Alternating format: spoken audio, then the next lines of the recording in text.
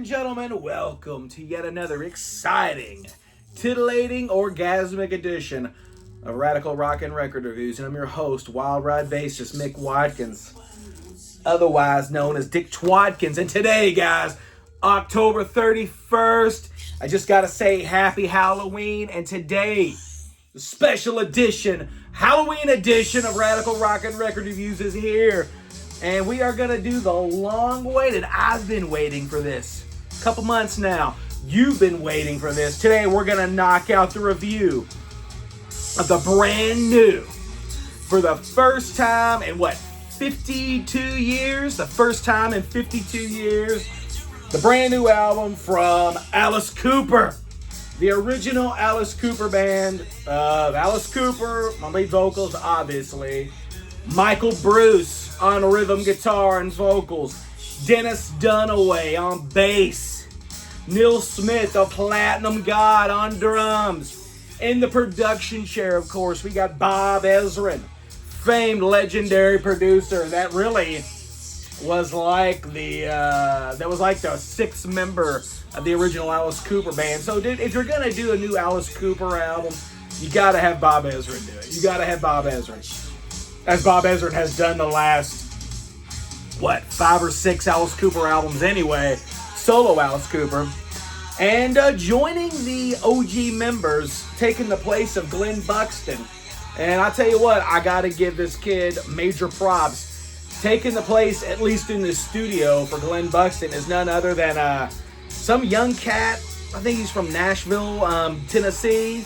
Maybe like a dude in his early to mid-20s, talking about the glam rock, the king of glam rock in the 21st century. We're talking about a young cat named Jossie Hughes, I believe.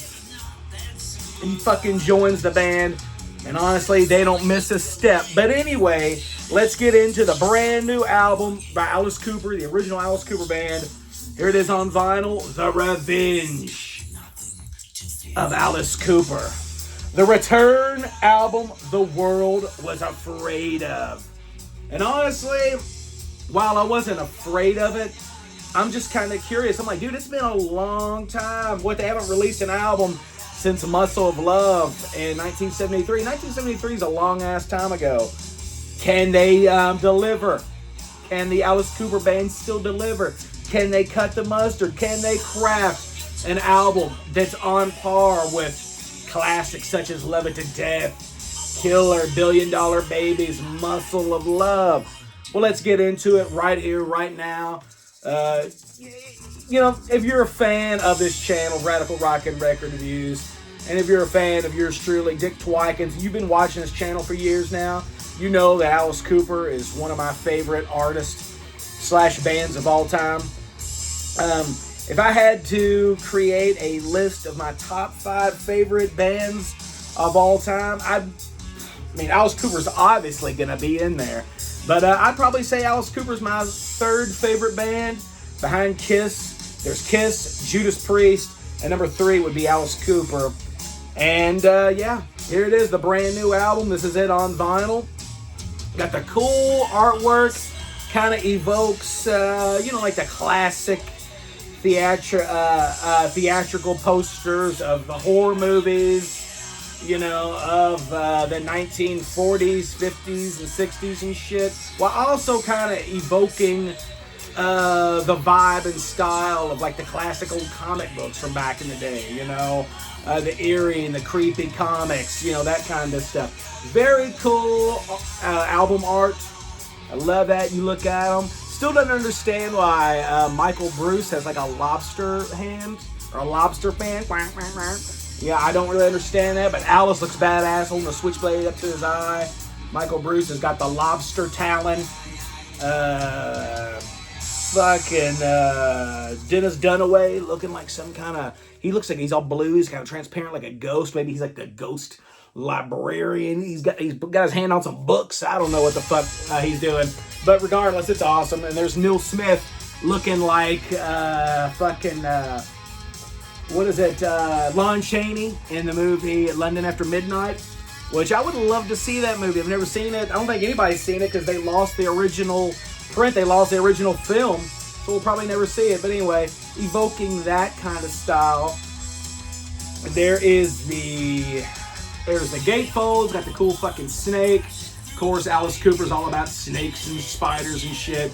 Pretty awesome. I chose to get kind of the translucent yellow. There's the dust sleeve. Alice Cooper looking pretty badass on the back.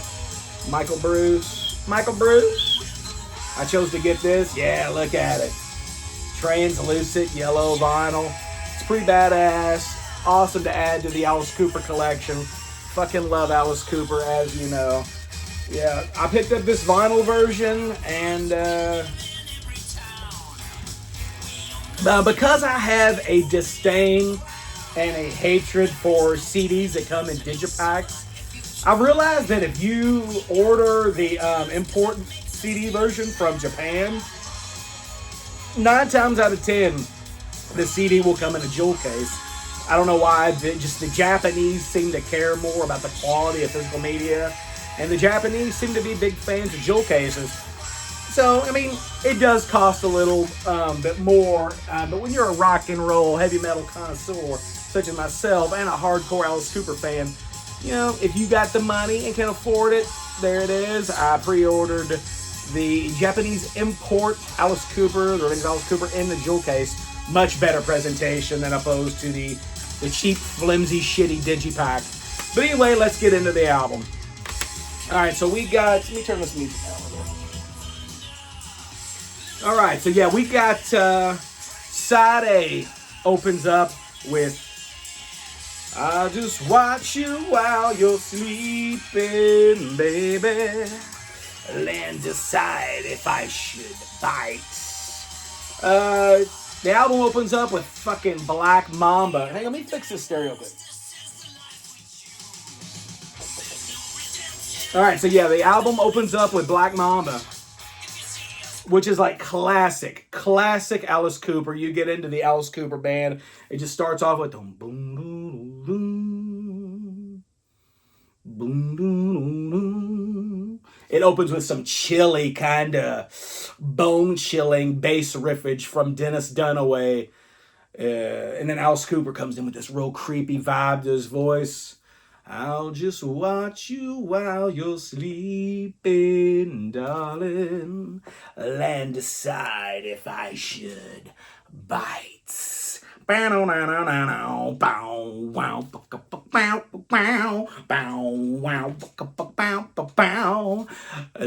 just hide inside your bed sheets in the false whites. Dude, Black Mamba is absolutely right out the gate. When I first heard Black Mamba, I was like, dude, I don't know how, but the Alice Cooper band, the original Alice Cooper band, fucking nailed it. Black Mamba is classic Alice Cooper. Black Mamba, right off the bat, kind of reminded me of something like, it's kind of got like a swampy kind of voodoo kind of vibe, kind of sort of. Kind of reminds me of like Black Juju, that kind of hypnotic sway of the Black Mamba, the snake. It's kind of hypnotic, very dark, very grim, kind of gothy-like. Kind of reminds me of like Black Mamba. What other Alice Cooper songs does it kind of evoke the spirit of? I love The Dead, maybe. You know, just that kind of vibe. Black Mamba fucking rules. Right out the gate. Classic Alice Cooper. I mean, I would say that even with his solo band, currently on tour with Judas Priest, which I saw about a month ago. Fucking incredible show. Probably the best Alice Cooper concert I've seen, and probably the best time I've seen Judas Priest as well. I think I counted it up the other day. I've seen Alice Cooper 12 times now, and I believe that was my 7th Judas Priest concert. So, dude, it was fucking awesome. But anyway, like I was saying, I think the original, or even solo, I wish, dude, they would bust out the Black Mamba. Black Mamba is such a great song. Classic Alice Cooper. So far, 1 for 1. They're killing it. Track number 2 goes, Baby with the Wild Ones. Wild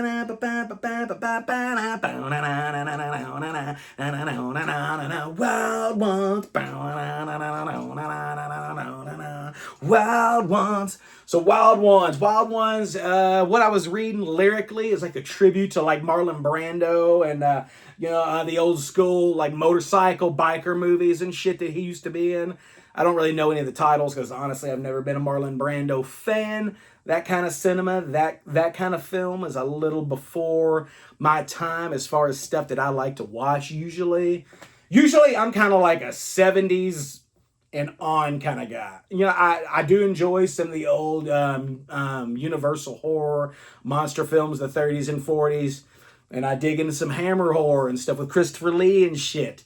But other than that, I'm not really that big into old school cinema and shit. But, so I don't really get the reference, even though I know, like, what he's talking about. But anyway, Wild Ones is badass. It's just speaking from the perspective of dudes that are, like, in a biker gang. Baby, we're the Wild Ones. We kick ass.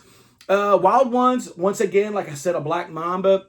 Kicks straight in, knocks your fucking teeth down your throat, then you poop them out, and they might shred up your anus or butthole. Wild Ones. Classic Alice Cooper. It's kind of almost like, it reminds me of like Desperado. Kind of reminds me of Desperado. Kind of reminds me of like Under My Wheels a little bit. Wild Ones could easily, I think, been off of like Killer. It would have been totally at home on Killer with Desperado, Under My Wheels, maybe even like Yeah, or You Drive Me Nervous or some shit like that. The Wild Ones kicks ass. Track number 3, Up All Night. And I'll be burning bright until the morning light. Yeah, I can keep it up all night. Down.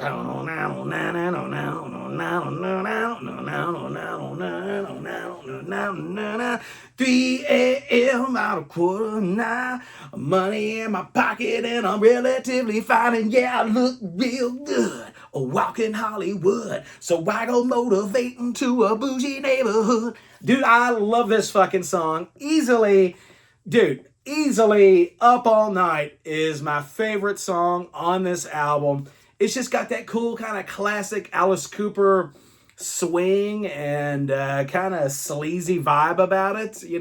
Neil Smith totally kills the fucking groove and the drums, man. They all kill it. And Alice, in my opinion, some of Alice's greatest vocals, just the way that his like vocals, the way that he phrases the lyrics and he spits lyrics, that's just like fucking venomous, dude. Venomous. It's like there is some venom to those words coming out of Alice Cooper's mouth. Just spitfire. I try to sing along with him when I'm cruising around the McMobile, cranking this album up like I did last night, actually. And I'm sitting here trying to keep up singing the words with Alice. I'm like, dude, that is some hard shit to sing. He's almost kind of borderline rapping a little bit. Not really, but it's kind of close to that. And I absolutely love this song. And I think it's hilarious that it took, it's kind of odd that it took Alice Cooper, 50 fucking something years later to write and sing a song about being up all night and banging some chick all night and giving it to her real good. Like that just seems like it would have been obvious, but reading these lyrics, it's kind of like it talks about the character that Alice Cooper's portraying in this song. It's like he's going into a bougie neighborhood with like some rich people and shit, some fancy fucking women of the night walking the streets, prowling the streets. And it's kind of like the lyrics, the story is like almost like he goes to pick up a hooker or something. And then, he's like, baby, he's like, with the goods and the skills that I got, you should be paying me. Hilarious, awesome Alice Cooper lyrics. Love it. I remember the first time I heard this song, I was sitting in my throne over there here in the cool room in Castle Twatkins one night. And I was just sitting here listening to some tunes, man, spinning some CDs and some records. And I was playing on my phone, and then all of a sudden on YouTube Music, I seen that they had uploaded the new Alice Cooper single for Up All Night. And I was like, fuck yeah. So I played it and, getting the feeling going a little bit. And then, right off the bat, I was like, holy fuck, this is great. Black Mamba kicks ass. Wild Ones kicks ass. Up All Night kicks ass. My favorite song on the album. Side B opens up with Another classic Alice Cooper tune. Kill the flies. Kill the fly. Ooh, kill the flies. Ooh, well, I hate these flies. Ooh, kill the flies. Classic Alice Cooper. Kill the flies tells the tale of what I think would be Renfield, like Dracula's little servant and stuff, which they sang about in the Ballad of Dwight Fry. Renfield, Dwight Fry was the actor that played Renfield. And I believe that this is kind of a sequel to the Ballad of Dwight Fry about Renfield. He's always eating the flies, and he's kind of a disgusting little creature, like this song's talking about him being around every day and they feed him flies and shit. Such a cool song, and I love the part leading up to the chorus. They go, ooh, ooh, ooh, kind of invokes some kind of fucking doo-wop, but kind of gothy, spooky doo-wop, which is totally in tune with the original Alice Cooper band. And then it goes into the chorus, and then there's like a cool, like little trippy, spooky, weird section with like the guitar solo and this little like instrumental thing. And it's got like some keyboards, the guitar, do some some kind of weird, zany, cartoony sound effect shit that only the original Alice Cooper band can do. Fucking love Kill the Flies. That's one of my favorite tracks. I believe Black Mamba, Wild Ones, Up All Night, Kill the Flies. 4 for 4, dude. So far, this album is fucking on fire. Classic original Alice Cooper band. I love Kill the Flies. If I had to, well, actually, if you go on this channel's page, you can go under my created playlist. And I have a thing called the Alice Cooper Discography Jam.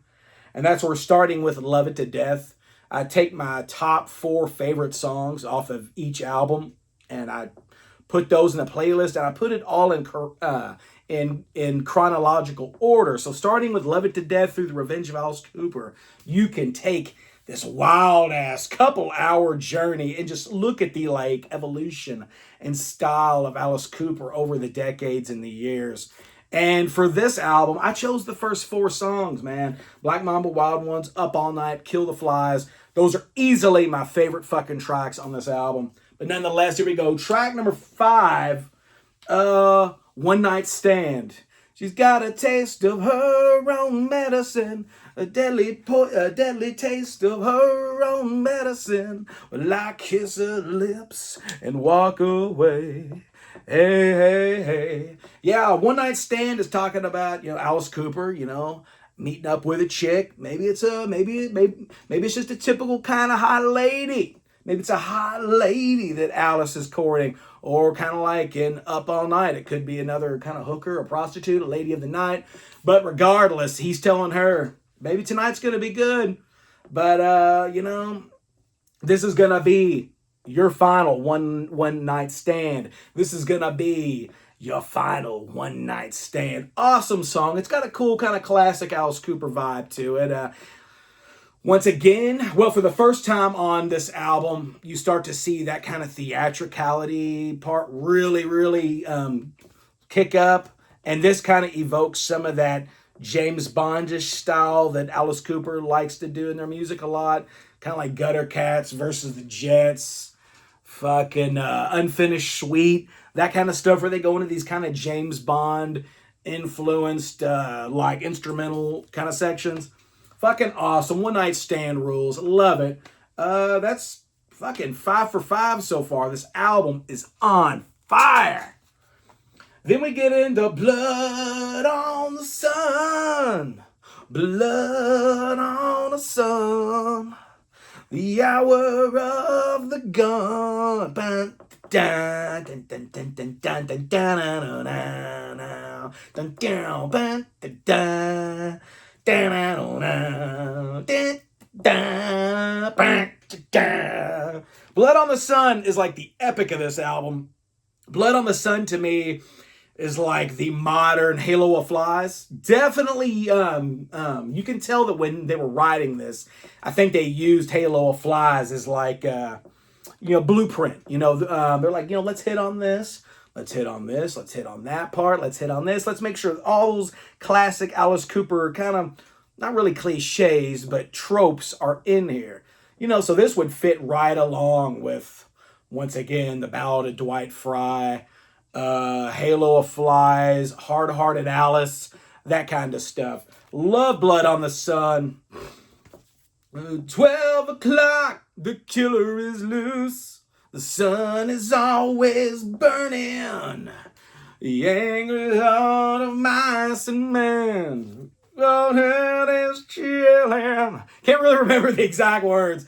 But yeah, dude, Alice Cooper's voice, man. In this song, Alice Cooper sings with such a youthful kind of way. Alice sounds fucking good. I think some of Alice Cooper's best ever vocals are on Blood on the Sun. He does not sound like a 77, 78-year-old guy on this. Dude sounds like he could be like in his 20s or 30s, man. It sounds very close to his singing style that he had in the early 70s. So Blood on the Sun fucking rules. 6 tracks, fully knocking it out. Highly impressed with this album. So far, I'm sitting here listening to this, and I'm like, dude, Alice Cooper and Bob Ezrin, they fucking done it. They fucking done it. Awesome album. Okay, so then you open up side C, and I'm going to say side C with a capital C, and what's kind of funny is it's very fitting, but I'm going to say side C starts off with Crap, as in the song Crap That Gets in the Way of Your Dreams. The first blunder on this album, all right? As a lover of music, as a lover of hard rock, heavy metal, I believe, my whole life, I believed in the album experience. I like to pick songs off of albums and put them on playlists and listen to them like singles and stuff. But I just enjoy listening to music and the album experience. To me, it's not about singularity songs. It's about the body of work. This album cover, this is the way that the artist intended us to hear the music. This is their story, so that's how I'm going to enjoy it. So with that being said, I'm not really one to skip any songs. I believe in the full album experience, but every now and then,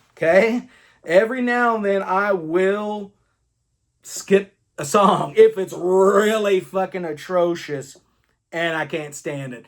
And I hate to say it, 6 tracks in, this album was perfect, and Crap That Gets in the Way of Your Dreams gets the skip button. Every time it comes on, I skip right over it. I just pretend that in my version of this album, this awesome album, Crap That Gets in the Way of Your Dreams doesn't exist.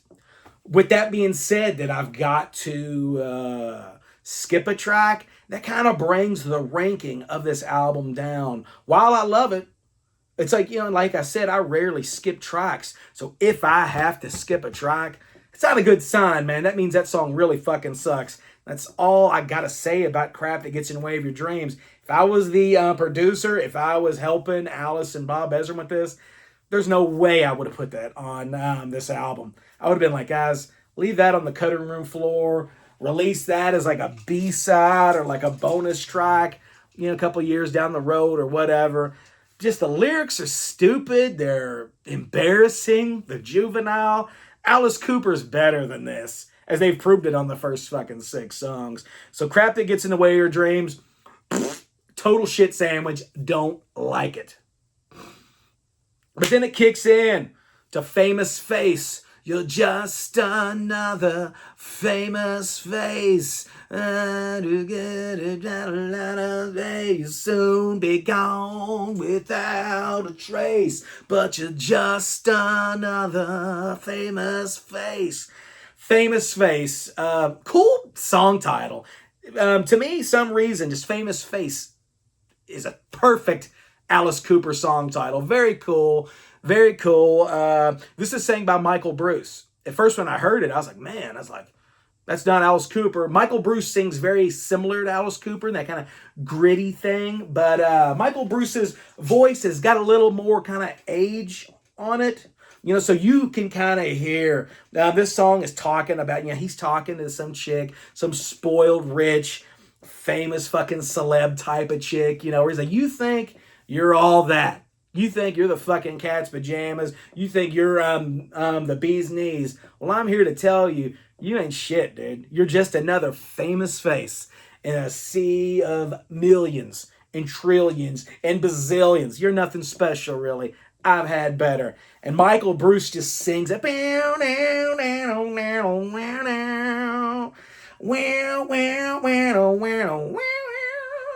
Just this song's got such a cool sleazy groove and vibe about it. Michael Bruce sings with conviction. You can just almost hear the disgust in his voice. So you got Crap That Gets in the Way of Your Dreams sucks. Don't like it. Then Famous Face kicks it right back up. I do wish Alice Cooper was singing this. I think it would be a much better song if Alice was singing. But Michael Bruce sounds enough like Alice to where you barely even, recognize it. So that's cool. So Famous Face kicks the album back up. Fucking awesome.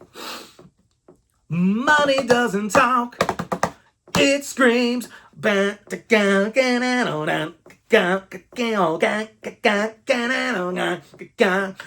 almighty dollar makes you walk a little taller. The next track, Money Screams. Money Screams, classic Alice Cooper. Fucking love this song. This song is such a wormhole. The chorus is so infectious and addictive. I find myself singing Money Screams all the fucking time.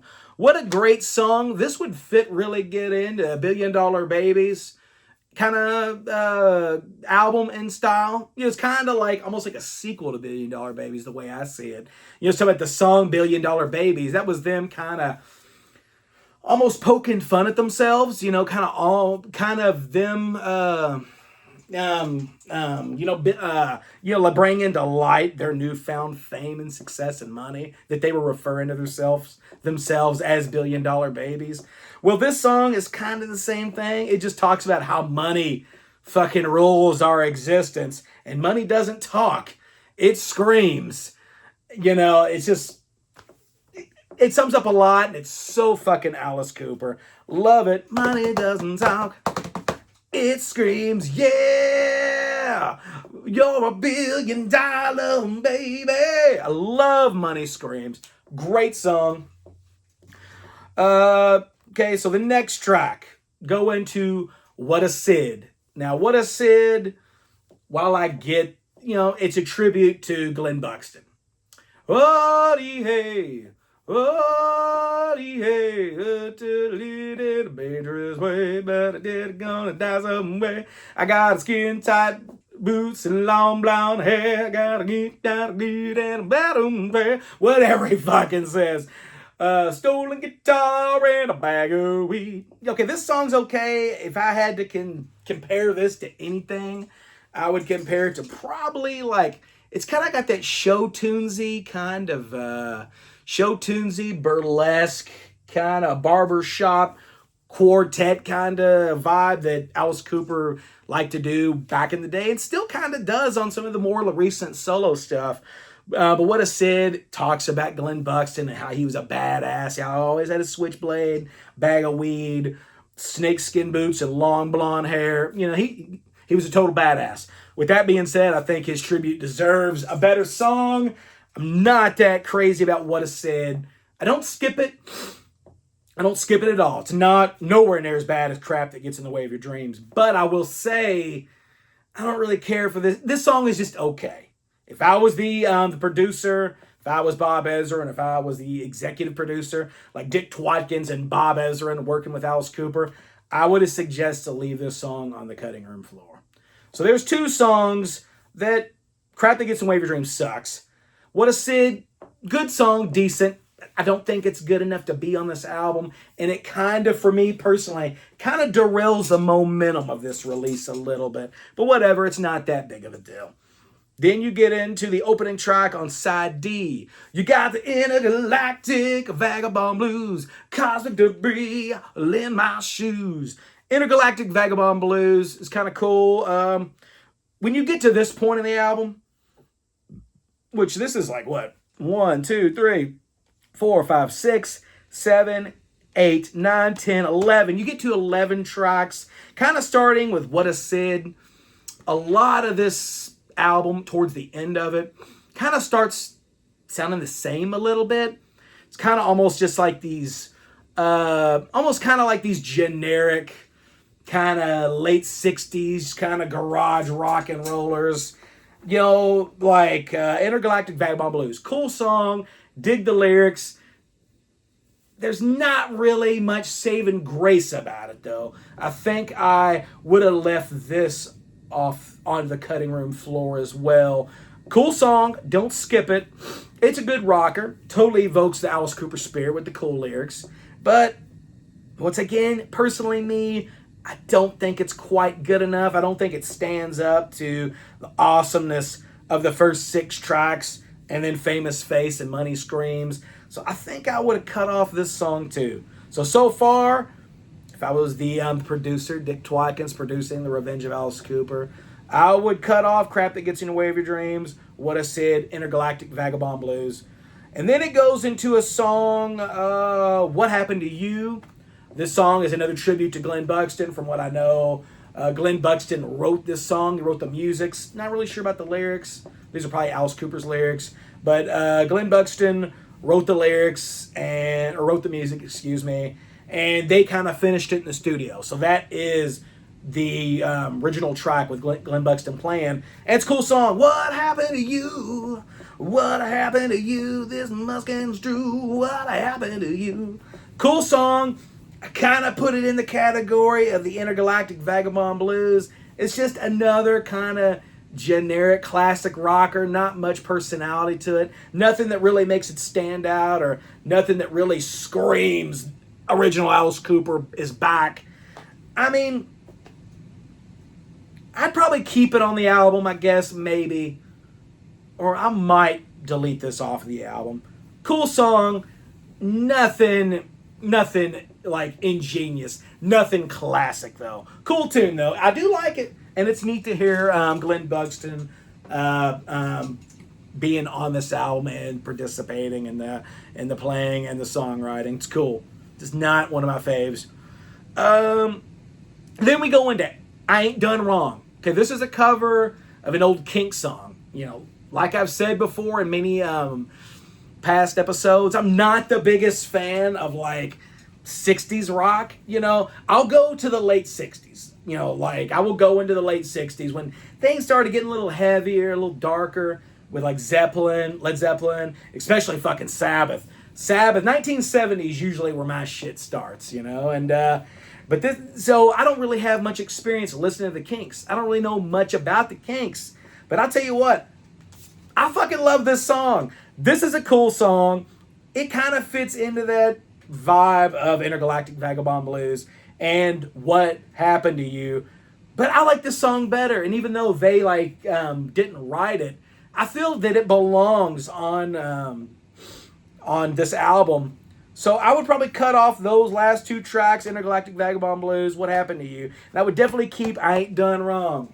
Give me a new dog, maybe my luck will change. Pretty cool fucking song, man. Alice Cooper sings it with conviction and awesomeness. And it sounds like something they would have wrote. So being a tribute to their beginnings, their upbringings with music like the Kinks and shit, I think it's a cool like little nod of influence. So I would keep I Ain't Done Wrong on this. I love this song. I think it's fucking cool. I'd like to hear them do it live, honestly. I think it'd be a neat little bonus in the show. And then the album closes out. The official album closes out with See You on the Other Side, and I will feel you on the other side. Cool ballad, another tribute to Glenn Buxton. Kind of starting with What a Sid on through the rest of the album. It's kind of got a vibe of, you know, nice, cool, awesome tributes to Glenn Buxton. And I'm down with it. I don't think See You on the Other Side is as strong as the previous tracks on the album, but it's cool, it's serviceable, it's a good song. I don't know if like I would have included it on the album. I probably would. I would include it on the official Dick Twatkins version of this album. So yeah, that closes out my review of The Revenge of Alice Cooper. Got the vinyl, got the cool import Japanese CD in the jewel case. Really good album, man. So you got Black Mamba, classic Alice Cooper. Wild Ones, classic Alice Cooper. Up All Night, classic Alice Cooper, love it. Kill the Flies, classic Alice Cooper. One Night Stand, awesome, classic Alice Cooper. Blood on the Sun, classic Alice Cooper, rules. That section of this album, to me, is perfect. So that's what, 6 songs? So typically, back then in the 70s, the original Alice Cooper albums had anywhere from 8 to 10 tracks. 11 at the most, but I think that's pretty rare for back in the 70s. So with that being said, I look at this album, and I think if this album would have been a 10-track album, it would have been fucking perfect. It would have been a perfect album. And while this album is great, I love it. It's not quite perfect. I think this suffers from the too many tracks, man. Too many tracks. They should have just thought of this as a single vinyl release. How many songs can we fit on a single vinyl LP? And stick with that. I just would have done the 10-song rule. For myself, with Wild Ride, or any kind of solo music that I might do in the future, any albums that Wild Ride or Dick Twatkins make, there's going to be 10 or 8 to 10 songs. And that's all you need for a great album. So, all right, so you get right up to Blood on the Sun. That's track 6. I would have kept that. I would have cut off Crap That Gets in the Way of Your Dreams. I would have made track number 7, Famous Face. I would have made track number 8, Money Screams. You know what? I would have made track number 9, I Ain't Done Wrong. And I think I would close the album with See You on the Other Side. That would make 10 tracks. So, if you want to make a playlist of the unofficial Dick Twatkins version of The Revenge of Alice Cooper, check it out and see how it flows. I might do the same and see if I like it better. But just any kind of time that I crank this album and play it back, which I do quite often, and this is one of my favorite albums of 2025. 2025 has been a kind of a hard year to pinpoint my favorite albums, because while there hasn't really been a lot of new stuff to come out this year, the stuff that has come out has really knocked my dick in the dirt. Fucking good shit, man. So that's what I would do. And that is my official review of The Revenge of Alice Cooper. Good album, not perfect, but man, I'm so glad to have this addition to the Alice Cooper discography. I love solo Alice. I love original Alice Cooper group. I love all Alice Cooper. And at the age of 77, I think soon to be 78 and 2026, I'm just glad that Alice Cooper's still with us, man. He's healthy, he fucking rules, and he's still producing kick-ass new music. I mean, in the decade of the 2020s, man, so far, we're 5 years in, and he's released Detroit Stories, which I think is a fantastic album. Still listen to that, still love it. Then he released Road with the current touring band. Man, Road, to me, I know a lot of people don't like Road, but to me, Road is a badass fucking album and one of the best Alice Cooper albums in a long time. And then we get this, The Revenge of Alice Cooper. So far in the 2020s decade, Alice Cooper's killing it with 3 new albums. And I know that the talk is right now that Alice Cooper and Bob Ezrin are already planning, or they might have even started to work on it, another Alice Cooper band album with the OG dudes, another Alice Cooper band album, and another Alice Cooper solo album. So hopefully 2 more new Alice Cooper albums will be released and close out the decade of the 2020s for Alice. And realistically speaking, if Alice can record these and do everything that he hopes to do, that'd be a good way to close out the career of Alice Cooper, man. Because, like, Alice Cooper doesn't have any plans on retiring. But, dude, when you get up to 80 years old, man, even though Alice Cooper's fucking killing it, just seen him for the 12th time about a month ago with Priest, dude, Alice is as good as he's ever been in the studio and on the concert stage. But, when you're pushing 80, man, I kind of, I don't know. It's kind of like, man, how much more juice can this fucking dude let out? How much longer can Alice Cooper keep kicking ass? That's why I say he's the greatest of all time, man. Losing Ozzy Osbourne and Ace Frehley this year has been fucking brutal. that Alice Cooper's still there kicking ass. Still an artist, not resting on his laurels, still producing badass new original music that all of his fucking fans love. So thank you, Alice. Thank you, Bob Ezrin. Thank you, Michael Bruce. Thank you, Dennis Dunaway. Thank you, Neil Smith. Thank you, Glenn Buxton. And I'm going to give major props to Jossie. Okay, Jossie, like I was talking at the top of the program, Jossie's a young dude. I would say probably early 20s. He's from Nashville. I've been hearing a lot about him leading up to this album. A couple of years ago, hearing things about him. Listening to his music. He's very influenced by early 70s glam, dude. Like original Alice Cooper band, but more. He's like fucking Mick Ronson from the David Bowie, Ziggy Stardust, and the Spiders from Mars, man. He's got that vibe nailed. Bowie, T-Rex, Mick Ronson, you know, that kind of vibe. And he fits this fucking band perfect. So hopefully, if and when the original Alice Cooper band do another album, Jossie is the man, dude. The fucking solos he nails on this album are great. They evoke the spirit of Glenn Buxton. They evoke the spirit of the original Alice Cooper band. But honestly, I think his lead work is probably better than Glenn Buxton, man. I know that's sacrilegious, and I know that's fucking kind of crazy to say, but Jossie's bad, dude. Jossie's bad. So Jossie Hughes, dude, if you see this review, thank you, man. Thank you. And let's fucking hook up for some shows. Let's get some Wild Ride and Jossie action going on. Look us up, dude. WYLD. So yeah, guys, that's the end of the review for the Revenge of Alice Cooper. Great album. Not perfect. Great album. Unfortunately, it falls victim to the CD track listing error of too many fucking songs. But you know what? I'm not going to hold that against them. There's only one song on here that I really fucking hate. And the rest of them I'll play and rock out to and appreciate them. They're just not as good as the rest of the album. So thank you guys. I hope you all have a happy Halloween. This is a special edition of Radical Rockin' Record Reviews Halloween edition. Go out there, put your masks on, put your costumes on, get your fucking pillowcase, and go out there and hit the streets tonight and trick or treat. I don't care if you're 8 years old, you're 15, 20, 35, 40. Go trick or treat and live it up and celebrate Halloween. Celebrate this awesome season, this spooky, macabre, and bizarre. Sticky sweet suckers in the Halloween air. I can't wait for tonight.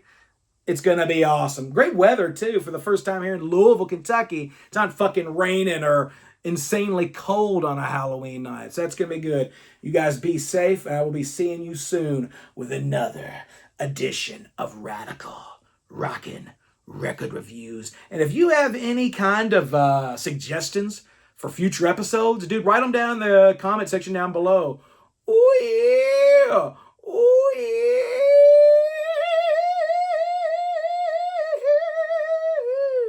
Yeah, let me know, dude. And also down in the comment section below, tell me about this album.